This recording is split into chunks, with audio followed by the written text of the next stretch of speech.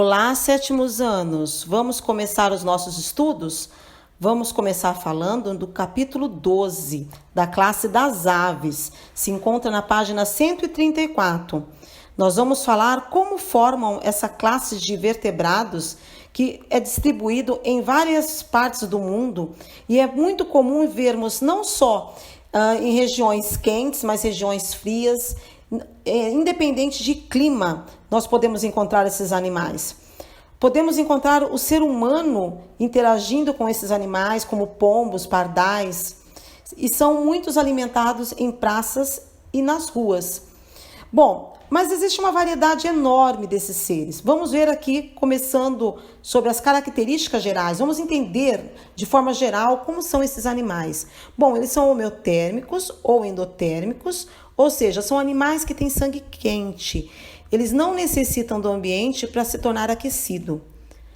Os bicos são desprovidos de dentes, ou seja, a sua boquinha é o bico que vai triturar o alimento para ser ingerido. Ele não tem dente. O seu corpo é coberto de penas.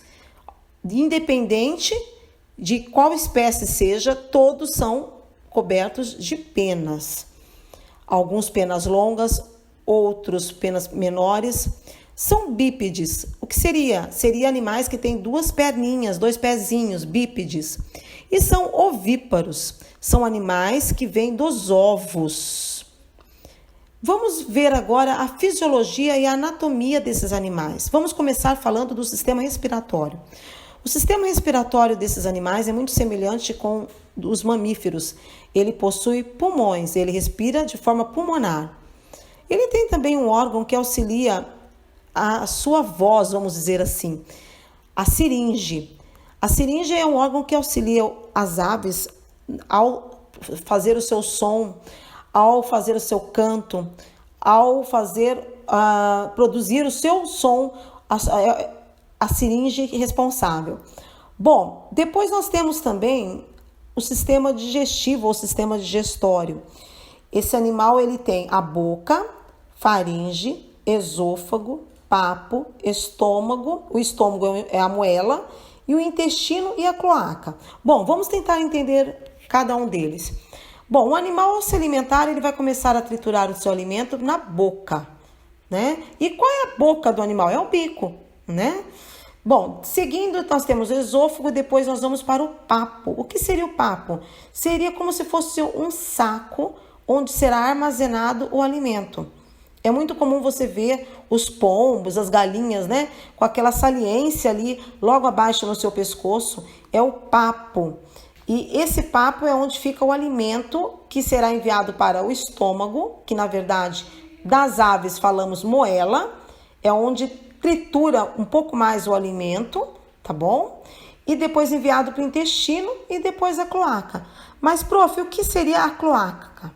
A cloaca seria a abertura ou o oviduto, onde é eliminado as fezes e também onde acontece a reprodução, ou seja, a fecundação.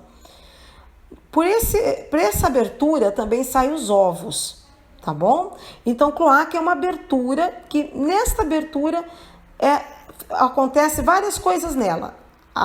Extrair as fezes e a parte líquida também, tá? A parte de eliminação dos ovos e também onde acontece a fecundação, beleza? Continuando então, vamos para o sistema nervoso, que é muito bem desenvolvido. As aves precisam de um sistema nervoso bem desenvolvido para auxiliar no voo. A sua visão também é muito boa, muito aguçada, sendo colorida, tendo uma membrana protetora nos olhos, assim como nós, os mamíferos. E ela consegue visualizar objetos a longa distância. Possuem também orelha, logo antes mesmo do bico, atrás do bico, na região externa. E o olfato, eles têm duas aberturas em cima do bico que auxilia, então, a sentir a fragrância, o perfume, ao identificar alguns alimentos, que é muito bem desenvolvido também. Beleza? Nós temos aqui a imagem que pode te ajudar. Depois, em seguida, nós temos o sistema circulatório, que é composto de coração e vasos sanguíneos. O coração é semelhante aos mamíferos, tendo 4 cavidades. E o sangue é venoso e o arterial. O venoso não se mistura com o arterial, assim como acontece com os mamíferos, ok?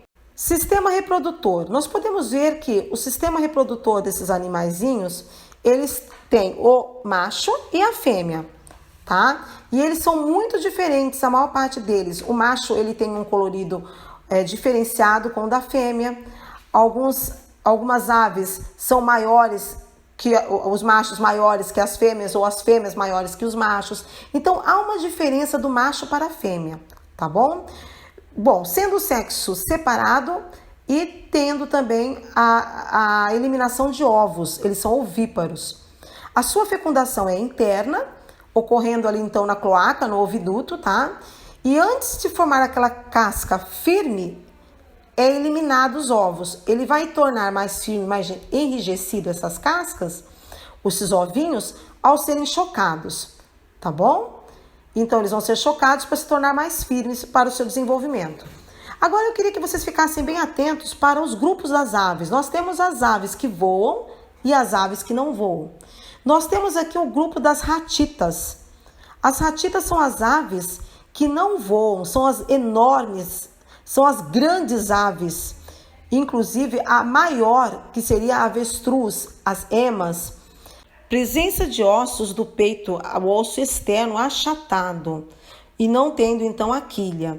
E elas não voam, as suas asas são reduzidas, tá? Algumas parecem nem existir asas, tá bom? Mas elas têm o quê?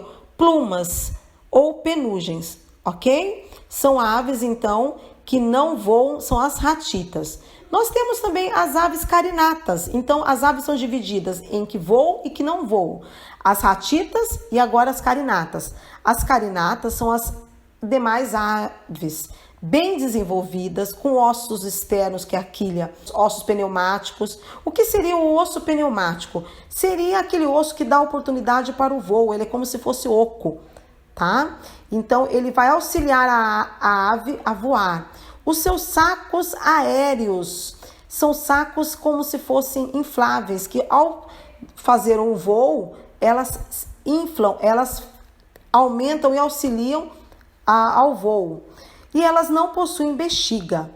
Então, é eliminado a água, a parte líquida, é eliminado juntamente com as fezes pela cloaca, ok? Já as aves ratitas, elas têm bexiga, mas também é eliminado a parte líquida pela cloaca, ok? Bom, tem algumas curiosidades que é importante a gente ver sobre a questão das aves, ou melhor, a gente lembrar que as aves, elas têm ninhos diferentes. Nem todos os pássaros, todas as aves têm ninhos iguais. Nós temos como exemplo aí o João de Barro, que é feito o seu ninho com barro e folhas secas. O seu ninho é diferente de outros pássaros, de outras aves. Nós temos também a migração desses pássaros, dessas aves. Como seria? Por que a migração? Seriam grupos de aves que saem de uma região e partem para outra. Por que elas saem em grupos de uma região para outra?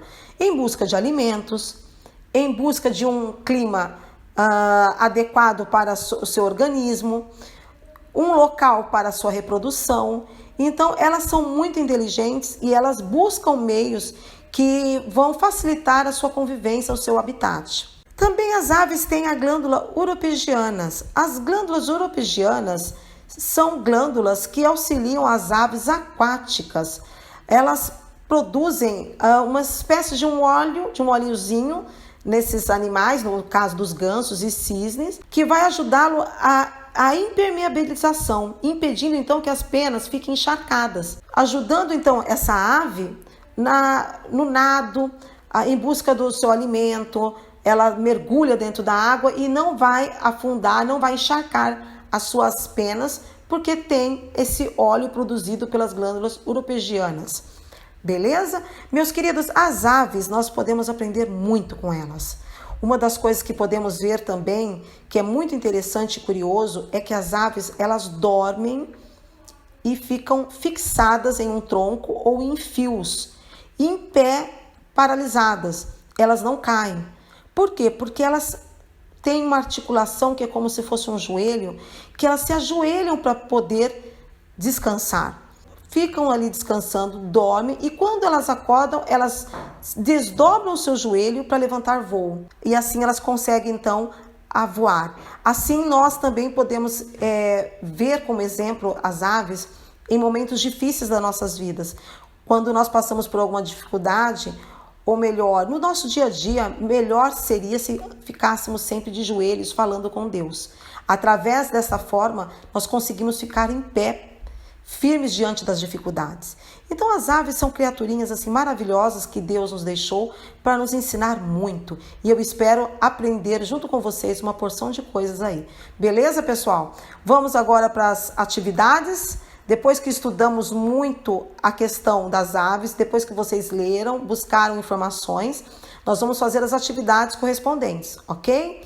Bons estudos, galera. Tchauzinho.